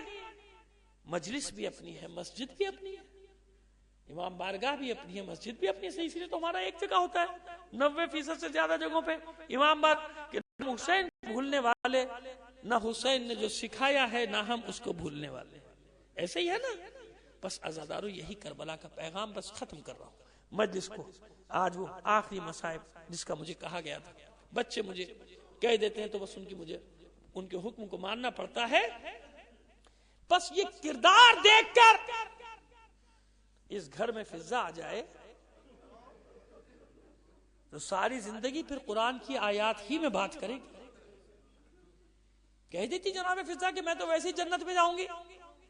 جب صدیوں بعد آنے والے نام لے کر جنت میں چلے جائیں گے تو میں تو چکی چلانے میں مدد کی ہے، میں نے تو گھر کی صفائی میں حصہ لیا ہے، میں نے بچوں کے لیے کھانا پکایا ہے. اب مجھے بتائی، لیکن نہیں بتا رہی ہیں جناب فضا کہ جس کا رشتہ اہل بیت سے قائم ہو جائے پھر وہ قرآن کے لہجے میں گفتگو کرے تو تعجب نہ کرو، کیونکہ کنیز زہرا ہے، اس گھر کی کنیز ہے. ساری زندگی آیات الہی میں بات کرتی رہی. ہمارے ہی کچھ لوگ کہتے تھے بھائی یہ مبالغہ ہے. اچھا مبالغہ ہے. آج 1400 سال بعد ہمارے چھوٹے چھوٹے بچوں نے پوری دنیا پر ثابت کیا کہ نہیں کیا کہ کہیں سے بھی سوال کرو آیات سے جواب دیں گے. یاد ہے نا آپ محمود حسین طباطبائی اب تو جوان ہو گیا، اب اس جیسے پتہ نہیں کتنے بچے تیار ہو گئے. میری اطلاع کے مطابق 20,000 سے زیادہ بچے جن کی سن و سال 7-8 سال سے زیادہ کے نہیں، کوئی بھی سوال کرو آیت پڑھ دیتے ہیں. تو یہ بتایا کہ جب آج کے دور میں یہ بچے ریاض اور مشق کے ذریعے سے اتنا سیکھ جائیں کہ کہیں سے کوئی سوال کرے آیت سے جواب دیں تو فضا تو براہ راست زہرا کی کنیز ہے. اب اس میں کوئی شک رہ جاتا ہے؟ اس لیے فضا کو اتنا بڑا، جناب فضا کو اتنا بڑا مقام تاریخ میں مل گیا. جس نے بھی کنیزی اختیار کی اس انداز میں باہر کی ہے، نام سے ہی ظاہر ہے کہ عجم، شیریں عجم ہے. جناب شہر بانو کے ساتھ تشریف لائی ہیں، مگر جب جناب شہر بانو کا وصال ہوا جناب سید الشہداء نے آزاد کر دیا. شیریں تجھے آزاد کر دیا. کہتی ہے مولا مجھے اپنے قدموں سے جدا نہ کیجیے، میں ایسی آزادی نہیں چاہتی. کون ایسی آزادی چاہے گا مجھے بتاؤ. آپ تیار ہیں غلامی علی چھوڑنے پر، غلامی آل رسول چھوڑنے پر؟ اسی غلامی میں تو بادشاہتیں ہیں دنیا کی اور آخرت کی، لہذا وہ کیسے چھوڑ دے؟ کہتی ہے مولا مجھے اپنی خدمت میں رکھیں، میں بچوں کی خدمت کروں، مجھے اپنے قدموں سے جدا نہ کیجیے. مگر جناب سید الشہداء کا حکم ہے کہ شیریں مسئلہ تھی کہ اب تو آزاد، تجھے قطع زمین بھی دیتے ہیں، تجھے زیادہ زندگی گزارنے کے لیے سامان بھی دیتے ہیں، مال و اسباب بھی دیتے ہیں، تو اپنی زندگی خود بسر کر. جب دیکھا کوئی چارہ نہیں، حکم امام کے سامنے کوئی بس نہیں چلا، تو کہتے اچھا مولا پھر جب یہی طے ہے کہ میں آزاد ہو جاؤں تو میری خواہش ہے. کیا خواہش ہے تیری؟ شیریں کہتی کہ مولا بس ایک وعدہ کریں کہ میرے مہمان بنیں گے، آپ میرے مہمان بنیں گے. عزادارو، ایک میرا عذر قبول کر لیجئے گا، کوئی بھی مجھے اشارے سے بھی بتا سکتا ہے. بات یہ ہے کہ پہلی محرم سے مسلسل مجالس پڑھ رہا ہوں پے در پہ. میرے ذہن میں یہ ہے کہ میں نے گزشتہ 4 دن یہ مصائب جناب شیریں کے نہیں پڑھے ہیں، ایسے ہی. ہاں بس پھر کبھی ایسا ہوا ایک جگہ کہ پہلی مجلس میں پڑھا تکرار ہو گیا، تو اس سے واقعی مجھے اذیت ہوئی کہ لوگوں کو ظاہر ہے کہ میں نے دوبارہ اس کی تکرار کی، کیونکہ میں اس لیے میں نے یہ اشارہ دیا کہ ایسا نہ ہو کہ میں پڑھ چکا ہوں، مسلسل پڑھنے سے اس ذہن میں نہیں رہتا، اور ظاہر ہے کہ اتنے حالات بھی ایسے ہیں کہ پتہ نہیں کیا کیا اس دماغ میں بھرا رہتا ہے. خیر، تو مولا ایک خواہش ہے کہ میرے مہمان بنیں گے. جناب سید الشہداء نے کچھ لمحے سوچا اور کچھ توقف کے بعد فرماتے ہیں کہ جا شیریں تجھ سے وعدہ رہا تیرا مہمان بنوں گا، بس میرا ساتھ دیجیے گا چند لمحے. مولا ایک خواہش اور ہے، ایک خواہش ہے. اب کیا چاہتی ہے شیریں؟ شیریں کہتی ہے کہ مولا سب شہزادے شہزادیوں کے ساتھ، آل رسول کے ساتھ، اہل بیت کے ساتھ میرے مہمان بنیے، میری توقیر میں اضافہ ہو جائے گا، میری عزت ہو جائے گی. چند لمحے پھر توقف کیا سید الشہداء نے، اور پھر فرماتے ہیں جا شیریں تجھ سے وعدہ رہا پورے خانوادے کے ساتھ، سب اہل حرم کے ساتھ تیرا مہمان بنوں گا. بس ایک بات کا خیال رکھنا شیریں، ایسا نہ ہو ہم تیرے مہمان بن جائے تو پہچان بھی نہ سکے.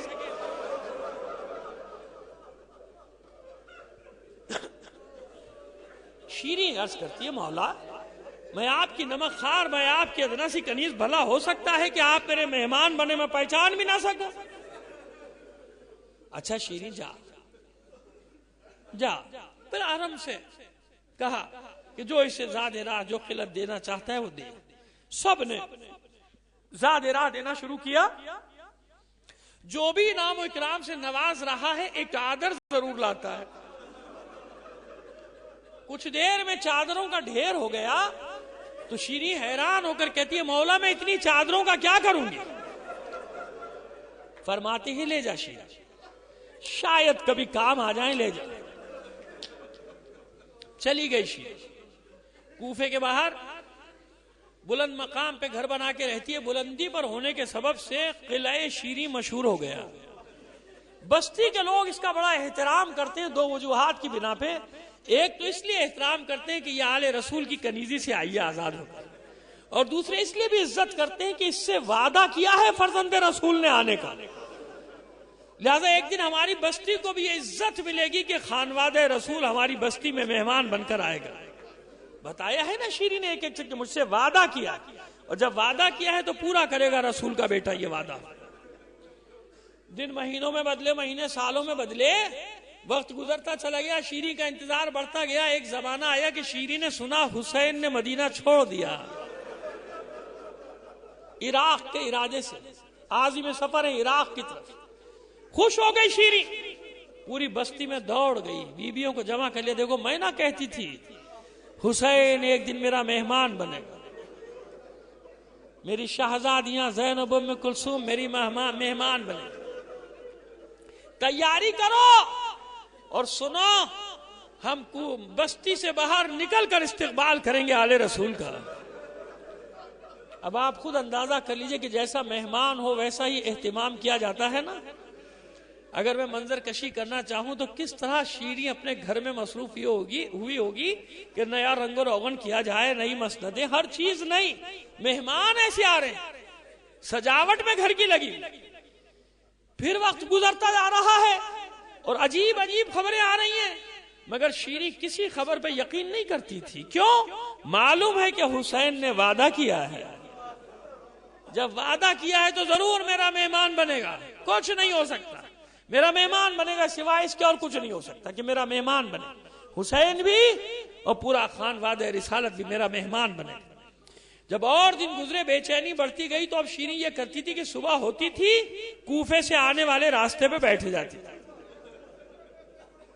دیکھا کرتی تھی آنے جانے والے قافلوں، سورج ڈھلنے تک بیٹھتی تھی، پھر مایوسی کے عالم میں واپس چلی جاتی تھی کہ آج بھی میرے مہمان نہیں آئے۔ بس ایک شب ایسا ہی ہوا کہ جب تاریکی ہوئی شیریں واپس آئی اپنے قلعے میں، دروازے بند ہوئے، اپنی خوابگاہ میں گئی، کچھ ہی دیر کے بعد خادموں نے آ کے اٹھا دیا کہ حاکم کا قافلہ دروازے پر آ کے ٹھہرا ہے، شام جا رہے ہیں، کچھ باغیوں کے سر ہیں، کچھ قیدی بیویاں ہیں، رات تیرے قلعے میں گزارنا چاہتے ہیں۔ جب قیدی بیویوں کا ذکر سنا تو اب شیریں اٹھ کے خود آئی، دیکھا ہاں دروازے پہ حاکم کے سپاہی ہیں، پھر دیکھا کہ نیزوں پر سر ہیں مقتولین کے، مگر ایک تو لہو میں ڈوبے ہوئے، دوسرے رات کی تاریکی، اور تیسرے کوئی ذہن وہم و گمان میں کوئی بات بھی نہیں شیریں کی۔ ان سروں سے نگاہ ہٹائی، اب ایک اور منظر کیا دیکھا کہ کچھ ناقے ہیں جس پہ کچھ بیبیاں ہیں، بڑی تعداد ہے، یا بیبیاں ہیں یا بچے، ان کے ہاتھ پسے پشت بندھے، اپنے چہرے کا پردہ اپنے بالوں سے کیا۔ شیریں کہتی ہے ان بیبیوں کو دیکھ کر کے کوئی بہت ہی محترم خاندان اجاڑا ہے، بہت ہی معزز خاندان کہ جس کی بیبیوں نے اپنے چہرے کا پردہ اپنے بالوں سے کیا۔ ایک اور منظر دیکھ کر تڑپ اٹھی شیریں، دیکھا ہے تو جوان لیکن نحیف و لاغر ہو چکا، مرض کے عالم میں بھی نظر آیا ہوگا، زنجیروں سے جکڑا ہوا اور طوق خاردار اس کے گلے میں۔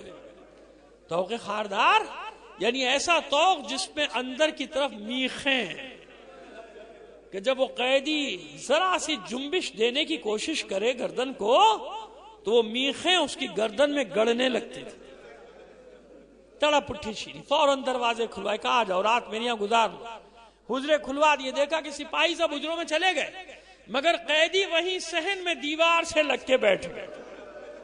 سمجھ گئی شیریں کہ ان پہ بہت ظلم ہو رہا، پہنچی سپاہیوں کے پاس، اگر اجازت دو کچھ حجرے ان قیدیوں کے لیے بھی کھلوا دوں، کا تیرا گھر ہے، ہمیں کوئی اعتراض نہیں۔ جلدی سے حکم دیا خادموں کو حجرے تیار کرو، بہترین غذا تیار کرو، ان کے لیے مسندیں بچھاؤ۔ واپس آئی، آؤ میں نے اجازت لے لی، میرے ساتھ آؤ، تمہیں بھی آرام اور سکون سے رکھوں گی جب تک میرے گھر میں ہو۔ ہاتھ کھلوا دیے گئے قیدی بیویوں کے کہ جب تک میرے گھر میں ہو جو تمہیں سہولت پہنچا سکتی ہوں پہنچاؤں گی، کیونکہ میرے مولا کا حکم ہے کبھی قیدیوں کا مذاق نہ اڑانا، کبھی قیدیوں کو اذیت نہ دینا، کبھی قیدیوں کا تماشا نہ کرنا۔ آؤ، جو مجھ سے ہو سکتا ہے میں تمہاری خدمت کروں گا۔ سب قیدی بیویوں کو لے کر آئی، بڑے بڑے حجرے، سب قیدی ایک جگہ جمع ہو۔ بیویوں نے دیکھا کہ بہت مہربان ہے، اس کے غلام اور کنیزیں دوڑ رہے ہیں خدمت کے لیے ادھر سے ادھر۔ تو جب یہ جانے لگی تو ایک بیوی نے کہا شیریں ایک بات مانے گی؟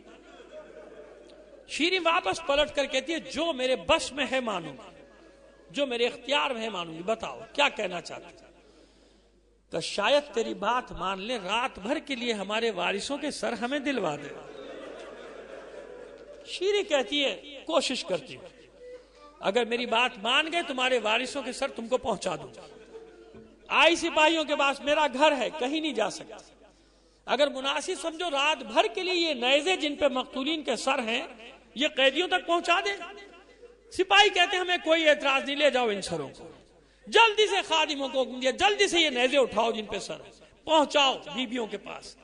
اور جب واپس آئی تو دیکھا مقتولین کے سر پانے کے باوجود کوئی بیوی روتی نہیں تھی۔ حیران ہو گئی شیریں کہ اپنے وارثوں کے سر پانے کے باوجود بیویاں روتی کیوں نہیں۔ اسی تعجب کے عالم میں واپس پلٹی تھی کہ پھر اس بیوی نے آواز دی شیریں ایک بات اور مانے گی؟ کہ میں نے کہا نا جو میرے امکان میں ہے میں مانوں، بتاؤ اب کیا چاہتی؟ کہ شیریں جب سے یہ قتل کیے گئے ہمیں رونے کی اجازت نہیں۔ میں نے یہ جملہ ایسے ہی تھوڑی کہہ دیا، آپ کو یاد ہے نا شام غریبہ میں کیا ہو رہا تھا؟ جب معصوم بچی اپنے بابا کو پکارتی تھی شمر تماچے برساتا تھا. بلکہ ایک جملہ اور آسان کر کے آپ کی سماعتوں تک پہنچا دوں، یہاں تک ہے تاریخ میں کہ بیویوں کو تعزیانے تک مارے گئے تھے. شیری جب سے مارے گئے ہمیں رونے کی اجازت نہیں، تیرا گھر ہے، اتنی اجازت دے دے کہ آہستہ آہستہ ان کو رو لیں. تڑپ اٹھی شیری، کہتی ہے میرا گھر ہے، جی بھر کے رو، کوئی پابندی نہیں، خوب رو اپنے وارثوں کو، مگر سنو جب اپنے وارثوں کا ماتم کرنا تو دعا کرنا میری ایک حاجت ہے پوری ہو جائے.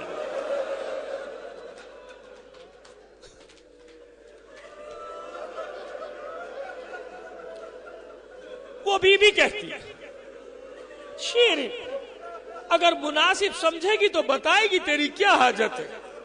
شیری کہتی ہے ہاں کیوں نہیں، کیوں نہیں، میرا سید و سردار میرا مولا حسین راستے میں ہے، میرے شہزادیاں زینب و ام کلثوم راستے میں ہے. ارے دعا کرو خیر سے میرے مسافر میرے گھر آ جائے، دعا کرو خیر سے میرے مہمان میرے گھر آ جائیں. اس بی بی نے کوئی جواب نہ دیا. شیری واپس پلٹی تھی، کانوں میں ایک آواز آئی، ہائے میرا ماجایا حسین. تیزی سے پلٹی شیری واپس، چلا کر کہتی ہے خبردار او بی بی سب روئیں مگر تجھے رونے کی اجازت نہیں ہے، تجھے میں رونے نہیں دوں گی، اور یہ نام لے کر تو بالکل بھی نہیں رونے دوں گی. او بی بی اگر رونا چاہتی ہے تو تیرے مقتول کا کوئی بھائی تھا تو اس کا نام لے کے رو لے، یہ نام لے کے میں نہیں رونے دوں گی. وہ بی بی کہتی ہے شیری منظور ہے، قبول ہے تیری یہ بات. شیری واپس پلٹی، اب کانوں میں آواز آئی میرے عباس کا بھائی. پھر واپس پلٹی شیری، او بی بی یہ نام لے کر بھی نہ رو، یہ نام لے کر بھی نہیں رونے دوں گی، تیرے مقتول کا کوئی بیٹا تھا تو اس کا نام لے کے رو لے. وہ بی بی کہتی ہے یہ بھی قبول ہے. جو ہی شیری مڑی، اب جو کانوں میں آواز آئی، ہائے میرے علی اکبر کا بابا. شیری واپس مڑی، دوڑتی ہوئی آئی، دو زانوں بیٹھ گئی اس بی بی کے سامنے، ہاتھ باندھ، ہاتھ جوڑ کر کہتی ہے او بی بی جب سے تو میرے گھر میں آئی ہے میرے دل کو قرار نہیں، جب سے تو میرے گھر میں آئی ہے طرح طرح کے وسوسے میرے دل میں آئے. ارے تو ہے کون، اپنا تعارف تو کرا، جتنے نام لیتی ہے میرے مولا کے گھر والوں. ارے تیرا واقعہ کیا ہے، تجھ پر کیا گزر گئی، تو کہاں سے آئی ہے، کچھ تو بول، کچھ تو بتا اپنا احوال. وہ بی بی خاموش رہی تو شیری کہتی ہے تجھے تیرے مقتول کی قسم دیتی ہوں، بتا بتا تو کون ہے. بس جب بھائی کی قسم دی تو زینب کے ضبط کے بندھن بھی ٹوٹ گئے. چہرے سے بال ہٹا کر کہا شیری بھول گئی نا،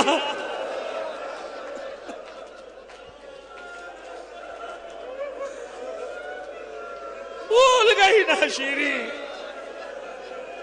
میرے بھائی نے یہ بھی تو کہا تھا ایسا نہ ہو کہ ہم تیرے مہمان بن جائیں، تو پہچان بھی نہ سکے. پچھاڑے کھانے لگی شیری، بال نوچنے لگی، سر و سینہ پیٹتی ہے شہزادی. یہ کس عالم میں دیکھ رہی شہزادی، کیا ہوا، میرا مولا حسین کہاں ہے، میرا عباس کہاں ہے، میرا علی اکبر، میرا قاسم، میرے اون محمد، ایک ایک کا نام لیتی جاتی ہے شیری. زینب نے ہاتھ تھاما شیری کا، ہاتھ تھام کے کہا بس کر شیری بس کر. ارے کس کس کا نام لے گی، بھری سرکار کربلا میں لٹا کر آئی ہے زینب، سب کو گنجے شہیدہ میں سلا کر آئی ہے زینب، کوئی نہیں بچا، کوئی نہیں بچا. یہ زنجیروں میں جکڑا ہوا جوان یہی تیرے وقت کا امام ہے، یہی زین العابدین ہے شیری. اپنے مولا سے ملے گی شیری، اپنے مولا سے ملاقات کرے گی. یہ جو نیزے پہ سب سے بلند سر ہے یہی تو تیرے مولا حسین کا سر ہے. سر و سینہ پیٹتی جاتی ہے، نیزے کی جانب بڑھتی جاتی ہے. اے میرے سید و سردار، اے میرے آقا، اے میرے مولا، خوب شرف میزبانی بخشا ہے، خوب میرے مہمان بنے ہو. ارے میں آج ہی کے دن کے لیے زندہ رہ گئی تھی کہ زینب و ام کلثوم میرے مہمان بنے، ان کے سروں پر چادریں بھی نہ